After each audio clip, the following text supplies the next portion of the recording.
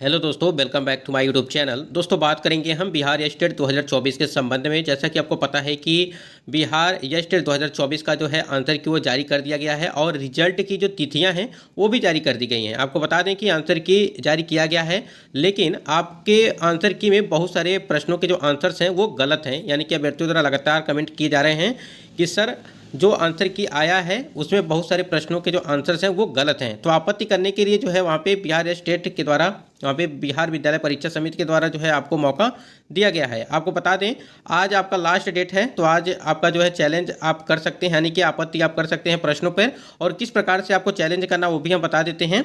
और एक चीज़ और समझिएगा, रिजल्ट को लेकर के भी तिथियां वो जारी कर दी गई हैं। यह स्टेट में पास के लिए कितने नंबर चाहिए, बहुत सारे कैंडिडेट का लगातार कमेंट्स आ रहे हैं कि कितने नंबर जो है पास के लिए चाहिए, चाहे वो अदर स्टेट के कैंडिडेट हो चाहे वो बिहार के कैंडिडेट हों। तो कितने प्रश्नों पर आपको आपत्ति करने हैं अभी तक, और नॉर्मलाइजेशन से कितने नंबर बढ़ेंगे आपके, इसको लेकर के भी बात करेंगे।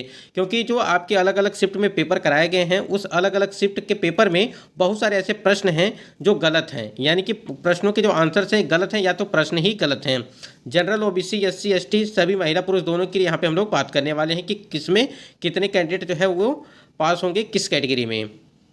सबसे पहले हम बता देते हैं आपको कि बिहार स्टेट 2024 के लिए अगर बात करें, यहाँ पे जो आपकी एग्जाम कराई गई थी वो सीबीटी बोर्ड में कराई गई थी आपकी एग्जाम, ठीक है। अलग अलग आपकी परीक्षाएं कराई गई थी अलग अलग दिन, ठीक है। लेकिन हम लोग यहाँ पे बात करेंगे जो यहाँ पे पासिंग मार्क्स को लेकर के बहुत सारे कैंडिडेट जो अदर स्टेट वाले कैंडिडेट हैं चाहे बिहार के कैंडिडेट हों, सभी लोगों का जो है कमेंट आ रहा है कि कितने नंबर पर पासिंग होगा। यहाँ पे एक वीडियो आप देख लेंगे तो सारी चीज़ें आपको क्लियर हो जाएंगी। आप देखिए यहाँ पे अगर सामान्य वर्ग की बात करें, यानी कि जनरल जो अनरिजर्व कैटेगरी जिसे बोलते हैं आप लोग, यहाँ पे देखिए 50% मार्क्स रखा गया है। यानी कि आपके जो है 150 नंबर के प्रश्न होते हैं और इसमें जो है 50% अंक आपके चाहिए। इसका मतलब ये हो गया कि 150 का आधा अगर करेंगे तो आप जो है 75 नंबर, ठीक है। यानी कि 50% यहाँ पे दिया गया है, तो यानी कि 75 नंबर आपके आ रहे हैं। वो जनरल कैटेगरी की हम बात कर रहे हैं। यहाँ पे जनरल कैटेगरी में सिर्फ पुरुष वर्ग की बात कर रहे हैं, ध्यान दीजिएगा, ठीक है। तो पुरुष वर्ग के लिए यहाँ पे 75 मार्क्स चाहिए, ठीक है। वो चाहे बिहार के कैंडिडेट हों, ठीक है, पुरुष कैंडिडेट है, या जो अदर स्टेट के महिला कैंडिडेट हैं और पुरुष कैंडिडेट दोनों के लिए। तो यहाँ पे दोनों के लिए आप समझ गए होंगे, यानी कि बिहार के जो पुरुष कैंडिडेट हैं उनके लिए 75 नंबर, और जो बिहार के बाहर के राज्य के यानी कि जो अदर स्टेट के कैंडिडेट हैं उनके लिए, चाहे वो मेल हो चाहे फीमेल हो, उनको भी यहाँ पे 75 नंबर चाहिए। यानी कि 75 मार्क्स जो है अगर आपके आ रहे हैं तो आप क्वालिफाई माने जाएंगे। पिछड़ा वर्ग की अगर बात करें, यानी कि BC2 की बात करें यहाँ पे, तो आप देख सकते हैं कि 45.5% अंक चाहिए आपको, ठीक है। ये 45.5% अंक चाहिए। इसका मतलब ये हो गया कि 68.25 नंबर, ठीक है, यहाँ पे चाहिए। यानी कि 68.25 ये आपका यहाँ पे अगर इतना आपका नंबर आ रहा है और पिछड़ा वर्ग BC2 से हैं आप, तो आप क्वालिफाई माने जाएंगे, ठीक है। और ये सिर्फ पुरुष की बात कर रहे हैं हम, ठीक है। महिलाओं के लिए अलग से जो है यहाँ पे बनाया गया है। अत्यंत पिछड़ा वर्ग की अगर बात करें, EBC BC1 जिसे बोलते हैं आप लोग, यानी कि देखिए 42.5% अंक, ठीक है, 42.5% अंक हैं आपके।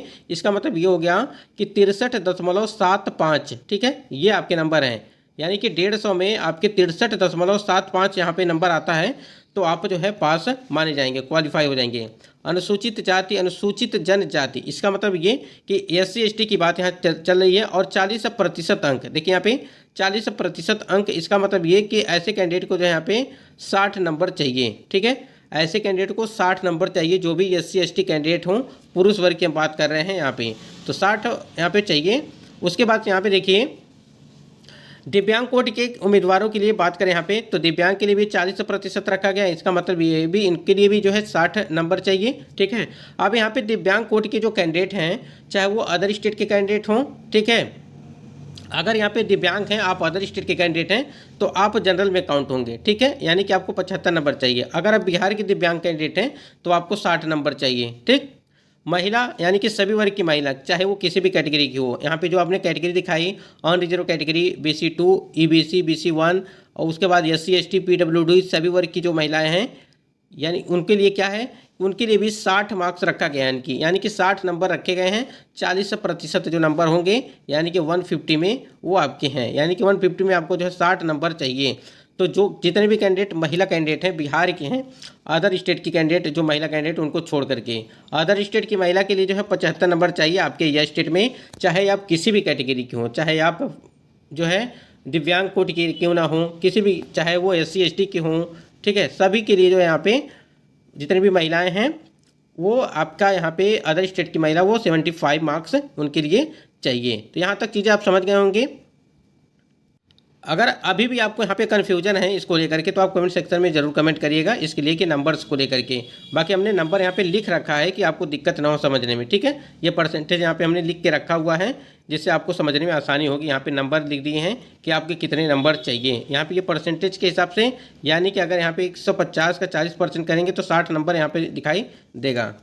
यहाँ पे बहुत सारे कैंडिडेट का कहना ये है कि हमारे आंसर की जो है अब तक देख नहीं पा रहे हैं। तो आपको बता दें, देखिए अगर आप आंसर की देखना चाहते हैं तो देखिए यहाँ पे आप जैसे ही ऑफिशियल साइट पर जाएंगे, ठीक है, सेकेंडरी यहाँ पे जो ऑफिशियल साइट है बिहार स्कूल एग्जामिनेशन बोर्ड का, यहाँ पे देखिए ये है आपका आंसर। यहाँ पे चीज़ें हैं, देखिए यहाँ पे आप एप्लीकेशन नंबर डालेंगे, फिर पासवर्ड डालेंगे, ठीक है। यानी कि पासवर्ड में आपका जो है डेट ऑफ बर्थ रहना चाहिए।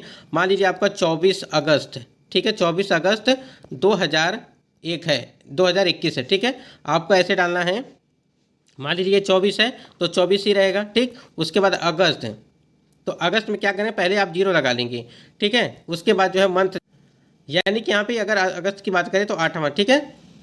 उसके बाद यहाँ पे आपको 2021 ये ऐसे डालना है, ठीक है। ये 0 आप लगाना पड़ेगा आपको। मान लीजिए अगर यहाँ पे 24 की जगह पे अगर 9 रहता है यहाँ पे, तो यहाँ पे पहले आप 0 लगाते, ठीक है, तब जाकर के यहाँ पे आप का यहाँ पे ओपन होगा, ठीक है। डेट ऑफ एग्जामिनेशन, किस डेट को आपका पेपर हुआ था। उसके बाद यहाँ पे लॉगिन करेंगे। आप जैसे ही लॉगिन करेंगे देखिए इस प्रकार से जो है आपको देखने को मिलेगा। हम चैलेंज करने के लिए भी आपको बता रहे हैं। देखिए इस प्रकार से आपका application number, roll number, paper, subject, date of examination, ठीक है, batch start time, batch end time, ठीक है, ये सारी चीज़ें यहाँ पे लिखी रहेंगी। अब देखिए यहाँ पे इतना होने के बाद अब यहाँ देखिए चैलेंज के लिए बता देते हैं आपको कि किस प्रकार से चैलेंज कर रहे हैं प्रश्नों को।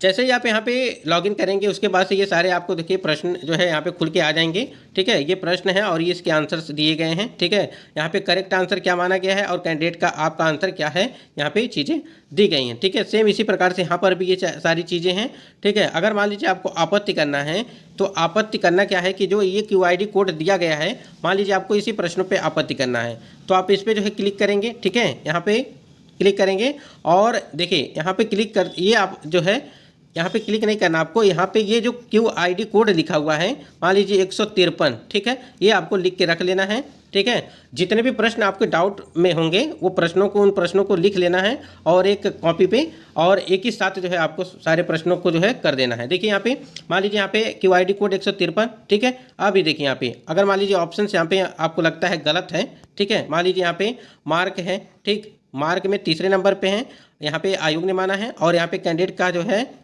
यहाँ पे यूरो लगाया है तीनों ने। यहाँ पे अगर आप ऑब्जेक्शन करना चाहते हैं तो आपको देखिए किस प्रकार से करने हैं वो समझिएगा।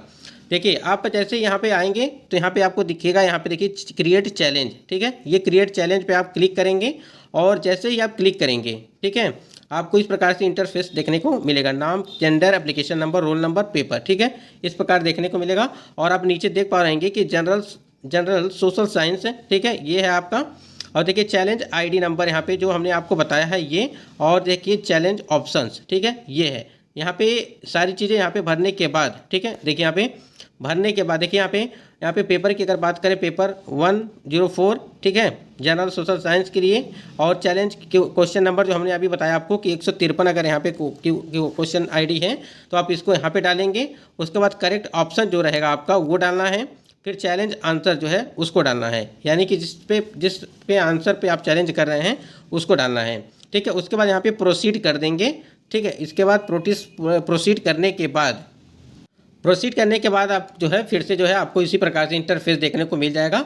फिर जाकर के वो अपना जो है फिर से दोबारा आप चैलेंज कर पाएंगे। इतना ही प्रोसेस आपको करना है चैलेंज के लिए।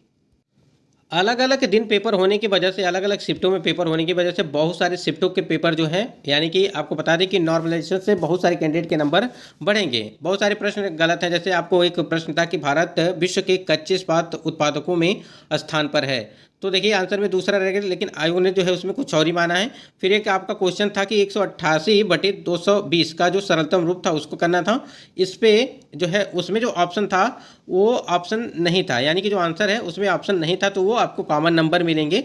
यानी कहने का मतलब ये है कि बहुत सारे कैंडिडेट का अगर वो यहाँ पे ऑब्जेक्शन करते हैं तो कहीं ना कहीं जो भी कैंडिडेट यहाँ पे 74 के आसपास हैं, ठीक है, उनके जो है 75 हो जाएंगे, तो कहीं ना कहीं ये क्वालिफाई हो जाएंगे। अगर आपके 75 से ऊपर हैं नंबर तो आपको चैलेंज करने की कोई ज़रूरत नहीं है। अगर आपके 75 से नीचे हैं तो आप चैलेंज करिएगा, ठीक है, क्योंकि जिस प्रकार से हमने अभी अलग अलग कैटेगरी के कैंडिडेट का नाम जो बताया पासिंग मार्क्स कि कितने कितने नंबर पे आपको पासिंग चाहिए, ठीक है।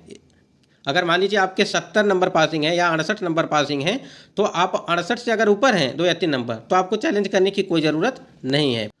एक प्रश्न और था आपका जो है इनमें से वर्तमान के चुनाव आयुक्त को लेकर के एक था, और देखिए इंग्लिश में सही लिखा हुआ था, चीफ मिनिस्टर ऑफ जो था उसमें लिखा हुआ था, और इसका जो आंसर था उस हिसाब से देखा जाए तो राजीव कुमार था, लेकिन आंसर जो है उसमें गलत दिया। तो कई सारे ऐसे प्रश्न हैं जिस पे आपत्ति आप कर सकते हैं और नंबर भी आपके बढ़ेंगे, ठीक है। और आपत्ति के लिए आज आप जो है आपका 15 को जो है लास्ट डेट है, यानी कि 15/7/2024, ठीक है, ये आपका लास्ट डेट है। इसी के दिन आपको आपत्ति करने हैं, बाकी आपको जो है आपत्ति नहीं कर पाएंगे। फिर रिजल्ट डेट की अगर बात करें, रिजल्ट डेट आपकी जो है जुलाई के इसी महीने के लास्ट तक जो है आपको रिजल्ट वो जारी कर दिया जाएगा या स्टेट का, ठीक है। तो जितने भी कैंडिडेट अगर यहाँ पे रिजल्ट जारी कर दिया जाता है 4.0 की भर्ती में आप बिल्कुल सम्मिलित हो जाएंगे।